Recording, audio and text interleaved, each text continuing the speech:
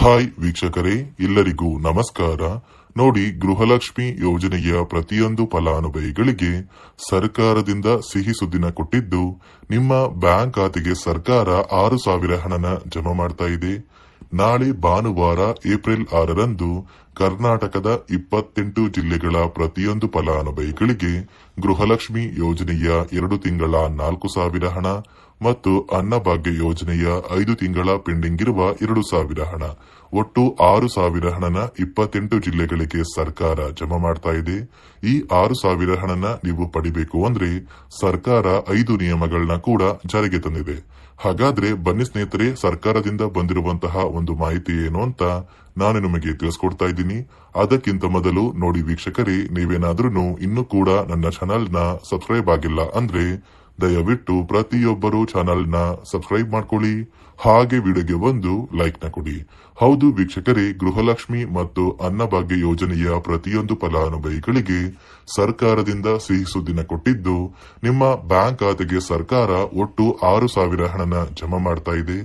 ಗೃಹಲಕ್ಷ್ಮಿ ಯೋಜನೆಯ 2 ತಿಂಗಳ ಹಣ ಅಂದ್ರೆ ಫೆಬ್ರವರಿ ಮತ್ತು ಮಾರ್ಚ್ ತಿಂಗಳ 4,000 ಹಣ, ಅದೇ ರೀತಿ ಅನ್ನಭಾಗ್ಯ ಯೋಜನೆಯ ಕಳೆದ 5 ತಿಂಗಳ ಪೆಂಡಿಂಗ್ ಇರುವ 2,000 ಹಣ, ಒಟ್ಟು 6,000 ಹಣನ ಕರ್ನಾಟಕದ 28 ಜಿಲ್ಲೆಗಳ ಪ್ರತಿಯೊಂದು ಫಲಾನುಭವಿಗಳಿಗೆ ಸರ್ಕಾರ ಜಮಾ ಮಾಡ್ತಾ ಇದ್ದು, ಈ 6,000 ಹಣಕ್ಕೆ ಸರ್ಕಾರ 5 ಹೊಸ ನಿಯಮಗಳನ್ನ ಕೂಡ ಜಾರಿಗೆ ತಂದಿದೆ. ನೀವು ಈ 5 ನಿಯಮಗಳನ್ನ ಪಾಲಿಸಿದ್ರೆ ಮಾತ್ರ ನಿಮ್ಮ ಬ್ಯಾಂಕ್ ಖಾತೆಗೆ 6,000 ಹಣ ಜಮಾ ಆಗೋದು. ಈಗಾಗಲೇ ಸುಮಾರು 1 ಲಕ್ಷಕ್ಕಿಂತ ಅಧಿಕ ಫಲಾನುಭವಿಗಳಿಗೆ ಈ ಬಾರಿ ಸರ್ಕಾರ 6,000 ಹಣನ ಕ್ಯಾನ್ಸಲ್ ಮಾಡಿದೆ. ಕಾರಣ ಏನು ಅಂದ್ರೆ, ಈ 1 ಲಕ್ಷಕ್ಕಿಂತ ಅಧಿಕ ಫಲಾನುಭವಿಗಳು ಸರ್ಕಾರದಿಂದ ಜಾರಿಗೆ ಬಂದಿರುವಂತಹ ಈ 5 ನಿಯಮಗಳನ್ನ ಪಾಲಿಸಿಲ್ಲ. ಅದೇ ಒಂದು ಕಾರಣಕ್ಕೆ ಈ ಫಲಾನುಭವಿಗಳಿಗೆ ಸರ್ಕಾರ ಹಣನ ಕ್ಯಾನ್ಸಲ್ ಮಾಡಿದೆ. ಹಾಗಾದ್ರೆ ಬನ್ನಿ ಸ್ನೇಹಿತರೆ, ಸರ್ಕಾರ ಜಾರಿಗೆ ತಂದಿರುವ ಆ ನಿಯಮಗಳು ಏನು ಅಂತ ಕೂಡ ನಾನು ನಿಮಗೆ ಈ ಒಂದು ವಿಡಿಯೋದಲ್ಲಿ ತಿಳಿಸ್ಕೊಡ್ತಾ ಇದ್ದೀನಿ. ಅದಕ್ಕಿಂತ ಮೊದಲು ನಾಳೆ ಭಾನುವಾರ ಏಪ್ರಿಲ್ 6ರಂದು ಕರ್ನಾಟಕದ ಯಾವ 28 ಜಿಲ್ಲೆಗಳಿಗೆ ಗೃಹಲಕ್ಷ್ಮಿ ಯೋಜನೆಯ 2 ತಿಂಗಳ 4,000 ಹಣ ಮತ್ತು ಅನ್ನಭಾಗ್ಯ ಯೋಜನೆಯ 5 ತಿಂಗಳ 2,000 ಹಣನ ಸರ್ಕಾರ ಜಮಾ ಮಾಡ್ತಾ ಇದೆ ಅಂತ ನಾನು ನಿಮಗೆ ತಿಳಿಸ್ಕೊಡ್ತಾ ಇದ್ದೀನಿ. ನೋಡಿ ವೀಕ್ಷಕರೇ, ಮೊದಲಿಗೆ ಬಾಗಲಕೋಟೆ, ಬೆಂಗಳೂರು ನಗರ, ಬೆಂಗಳೂರು ಗ್ರಾಮಾಂತರ, ಬೆಳಗಾವಿ, ಬಳ್ಳಾರಿ, ಬೀದರ್, ವಿಜಯನಗರ, ಚಾಮರಾಜನಗರ, ಚಿಕ್ಕಬಳ್ಳಾಪುರ, ಚಿಕ್ಕಮಗಳೂರು, ಚಿತ್ರದುರ್ಗ, ದಕ್ಷಿಣ ಕನ್ನಡ, ದಾವಣಗೆರೆ, ಧಾರವಾಡ, ಗದಗ, ಕಲಬುರಗಿ, ಹಾಸನ, ಹಾವೇರಿ, ಕೊಡಗು, ಕೋಲಾರ, ಕೊಪ್ಪಳ, ಮಂಡ್ಯ, ಮೈಸೂರು, ರಾಯಚೂರು, ರಾಮನಗರ, ಶಿವಮೊಗ್ಗ, ತುಮಕೂರು, ಉಡುಪಿ, ಉತ್ತರ ಕನ್ನಡ, ಯಾದಗಿರಿ ಮತ್ತು ಬಿಜಾಪುರ, ಈ 28 ಜಿಲ್ಲೆಗಳ ಪ್ರತಿಯೊಂದು ಫಲಾನುಭವಿಗಳಿಗೆ ಸರ್ಕಾರ ಗೃಹಲಕ್ಷ್ಮಿ ಯೋಜನೆಯ ಫೆಬ್ರವರಿ ಮತ್ತು ಮಾರ್ಚ್ ತಿಂಗಳ 4,000 ಹಣ, ಅದೇ ರೀತಿ ಅನ್ನಭಾಗ್ಯ ಯೋಜನೆಯ ಕಳೆದ 5 ತಿಂಗಳ ಪೆಂಡಿಂಗ್ ಇರುವ 2,000 ಹಣ, ಒಟ್ಟು 6,000 ಹಣನ ಜಮಾ ಮಾಡ್ತಾ ಇದ್ದು, ನಿಮ್ಮ ಬ್ಯಾಂಕ್ ಖಾತೆಗೆ ಮಾರ್ಚ್ ತಿಂಗಳ 10ನೇ ತಾರೀಕಷ್ಟರಲ್ಲಿ ಪ್ರತಿಯೊಂದು ಫಲಾನುಭವಿಗಳು ಈ 6,000 ಹಣನ ಪಡ್ಕೋತೀರಾ. ಇಲ್ಲಿಯವರೆಗೂ ಒಟ್ಟು 17 ಕಂತಿನ ಹಣನ ನೀವು ಪಡ್ಕೊಂಡಿದ್ರೆ ಸಾಕು. ಆದಷ್ಟು ಬೇಗ ಕೆಲವೇ ದಿನಗಳಲ್ಲಿ ಪ್ರತಿಯೊಂದು ಫಲಾನುಭವಿಗಳಿಗೆ ಸರ್ಕಾರದಿಂದ ಗೃಹಲಕ್ಷ್ಮಿ ಮತ್ತು ಅನ್ನಭಾಗ್ಯ ಯೋಜನೆಯ 6,000 ಹಣನ ಜಮಾ ಮಾಡ್ತೀವಿ ಅಂತ ಸರ್ಕಾರ ಮುಖ್ಯವಾದ ಮಾಹಿತಿನ ಕೊಟ್ಟಿದೆ. ನೋಡಿ ಸ್ನೇಹಿತರೆ, ಈ ಬಾರಿ ಸುಮಾರು 1 ಲಕ್ಷಕ್ಕಿಂತ ಅಧಿಕ ಫಲಾನುಭವಿಗಳ ಬ್ಯಾಂಕ್ ಖಾತೆಗೆ ಸರ್ಕಾರ ಗೃಹಲಕ್ಷ್ಮಿ ಯೋಜನೆಯ ಹಣನ ಜಮಾ ಮಾಡ್ತಾ ಇಲ್ಲ. ಕಾರಣ ಏನು ಅಂದ್ರೆ, ನಿಮ್ಮ ಬ್ಯಾಂಕ್ ಖಾತೆಗೆ ಡಿಬಿಟಿ ಮೂಲಕ ಹಣ ಜಮಾ ಮಾಡುವಂತಹ ಸಂದರ್ಭದಲ್ಲಿ ಸರ್ಕಾರ ಸಾಕಷ್ಟು ಫಲಾನುಭವಿಗಳ ಒಂದು ಬ್ಯಾಂಕ್ ಖಾತೆಗೆ ಹಣ ಜಮಾ ಮಾಡೋದನ್ನ ಕ್ಯಾನ್ಸಲ್ ಮಾಡಿದೆ. ಯಾಕಂದ್ರೆ ಇತ್ತೀಚೆಗೆ ಹಣಕಾಸು ಇಲಾಖೆ ಜಾರಿಗೆ ತಂದಿರುವ 5 ನಿಯಮಗಳ ಆಧಾರದ ಮೇಲೆ ಪ್ರತಿಯೊಂದು ಫಲಾನುಭವಿಗಳಿಗೆ ಸರ್ಕಾರ ಈ ಒಂದು ಹಣನ ಜಮಾ ಮಾಡ್ತಾ ಇದ್ದು, ಯಾರೆಲ್ಲ ಫಲಾನುಭವಿಗಳು ಈ ನಿಯಮಗಳನ್ನ ಪಾಲಿಸಿಲ್ಲ, ನಿಮ್ಮ ಬ್ಯಾಂಕ್ ಖಾತೆಗೂ ಕೂಡ ಹಣ ಜಮಾ ಆಗೋದಿಲ್ಲ. ಹಾಗಾದ್ರೆ ಬನ್ನಿ ಸ್ನೇಹಿತರೆ, ಸರ್ಕಾರ ಜಾರಿಗೆ ತಂದಿರುವ ಆ 5 ಹೊಸ ನಿಯಮಗಳು ಏನು ಅಂತ ನಾನು ನಿಮಗೆ ತಿಳಿಸ್ಕೊಡ್ತಾ ಇದ್ದೀನಿ. ನೋಡಿ ಸ್ನೇಹಿತರೆ, ಮೊದಲನೆಯ ಒಂದು ನಿಯಮ ಬಂದು, ಸಾಕಷ್ಟು ಫಲಾನುಭವಿಗಳು ಹೊಂದಿರುವಂತಹ ಒಂದು ರೇಷನ್ ಕಾರ್ಡ್ ಏನಿದೆ, ಆ ಒಂದು ರೇಷನ್ ಕಾರ್ಡ್ ನ ಮನೆಯ ಸದಸ್ಯರ ಪ್ರತಿಯೊಬ್ಬರ ಒಂದು ಆಧಾರ್ ಕಾರ್ಡ್ ನ ನಿಮ್ಮ ರೇಷನ್ ಕಾರ್ಡ್ಗೆ ಕಡ್ಡಾಯವಾಗಿ ಲಿಂಕ್ ಮಾಡಿಸಬೇಕು.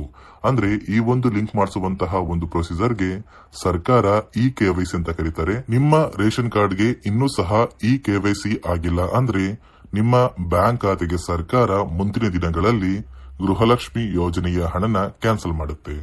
ಅದೇ ರೀತಿ ಎರಡನೆಯ ಒಂದು ನಿಯಮ ಬಂದು, ಸಾಕಷ್ಟು ಫಲಾನುಭವಿಗಳು ಕಳೆದ 3 ತಿಂಗಳಿಂದ ಸರ್ಕಾರದಿಂದ ಬರ್ತಾ ಇರುವಂತಹ ಒಂದು ರೇಷನ್ ಏನಿದೆ, ಅಂದ್ರೆ ಉಚಿತ ಅಕ್ಕಿ ಏನಿದೆ, ಈ ಒಂದು ರೇಷನ್ ನ ಪಡ್ಕೋತಾ ಇಲ್ಲ. ಒಂದು ವೇಳೆ ಕಳೆದ 3 ತಿಂಗಳಿಂದ ನೀವು ರೇಷನ್ ನ ಪಡ್ಕೊಂಡಿಲ್ಲ ಅಂದ್ರೆ ಸರ್ಕಾರ ನಿಮ್ಮ ಬಳಿ ಇರುವಂತಹ ಒಂದು ರೇಷನ್ ಕಾರ್ಡ್ ನ ಕ್ಯಾನ್ಸಲ್ ಮಾಡುತ್ತೆ. ನಿಮ್ಮ ರೇಷನ್ ಕಾರ್ಡ್ ನ ಸರ್ಕಾರ ಕ್ಯಾನ್ಸಲ್ ಮಾಡಿದ್ರೆ ನಿಮ್ಮ ಬ್ಯಾಂಕ್ ಖಾತೆಗೆ ಗೃಹಲಕ್ಷ್ಮಿ ಯೋಜನೆಯ ಹಣ ಇರಬಹುದು ಮತ್ತು ಸರ್ಕಾರದಿಂದ ಬರುವಂತಹ ಒಂದು ಸೌಲಭ್ಯಗಳನ್ನ ನೀವು ಕಳ್ಕೋಬೇಕಾಗುತ್ತೆ.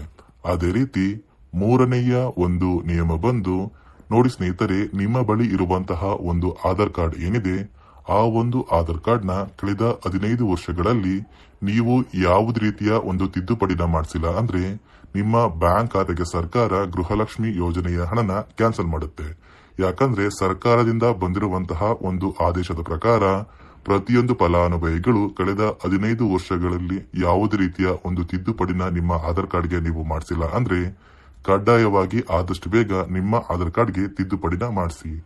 ಅದೇ ರೀತಿ 4ನೆಯ ಒಂದು ನಿಯಮ ಬಂದು, ನಿಮ್ಮ ಕುಟುಂಬದ ಒಂದು ವಾರ್ಷಿಕ ಆದಾಯ 7 ಲಕ್ಷಕ್ಕಿಂತ ಕಡಿಮೆ ಇರಬೇಕು. ಒಂದು ವೇಳೆ ನಿಮ್ಮ ಕುಟುಂಬದ ವಾರ್ಷಿಕ ಆದಾಯ 7 ಲಕ್ಷಕ್ಕಿಂತ ಜಾಸ್ತಿ ಇದ್ರೆ ನಿಮ್ಮ ಬ್ಯಾಂಕ್ ಖಾತೆಗೆ ಸರ್ಕಾರ ಗೃಹಲಕ್ಷ್ಮಿ ಯೋಜನೆಯ ಹಣನ ಕ್ಯಾನ್ಸಲ್ ಮಾಡುತ್ತೆ. ಅದೇ ರೀತಿ 5ನೆಯ ಒಂದು ನಿಯಮ ಬಂದು, ನಿಮ್ಮ ಕುಟುಂಬದ ಸದಸ್ಯರು ಅಥವಾ ಗೃಹಲಕ್ಷ್ಮಿ ಯೋಜನೆಯ ಫಲಾನುಭವಿಗಳು ಯಾರು ಕೂಡ ಸರ್ಕಾರಿ ನೌಕರರಾಗಿ ಕಾರ್ಯನಿರ್ವಹಿಸ್ತಾ ಇರಬಾರ್ದು. ಒಂದು ವೇಳೆ ನಿಮ್ಮ ಕುಟುಂಬದಲ್ಲಿ ಯಾರೇ ಆಗಿದ್ರೂ ಸರ್ಕಾರಿ ನೌಕರರಾಗಿ ಕಾರ್ಯನಿರ್ವಹಿಸ್ತಾ ಇದ್ರೆ ನಿಮ್ಮ ಬ್ಯಾಂಕ್ ಖಾತೆಗೆ ಗೃಹಲಕ್ಷ್ಮಿ ಯೋಜನೆಯ ಹಣ ಕ್ಯಾನ್ಸಲ್ ಆಗುತ್ತೆ. ಈ 5 ನಿಯಮಗಳ ಆಧಾರದ ಮೇಲೆ ಪ್ರತಿಯೊಂದು ಫಲಾನುಭವಿಗಳಿಗೆ ಸರ್ಕಾರ ಹಣ ಜಮಾ ಮಾಡ್ತಾ ಇದೆ.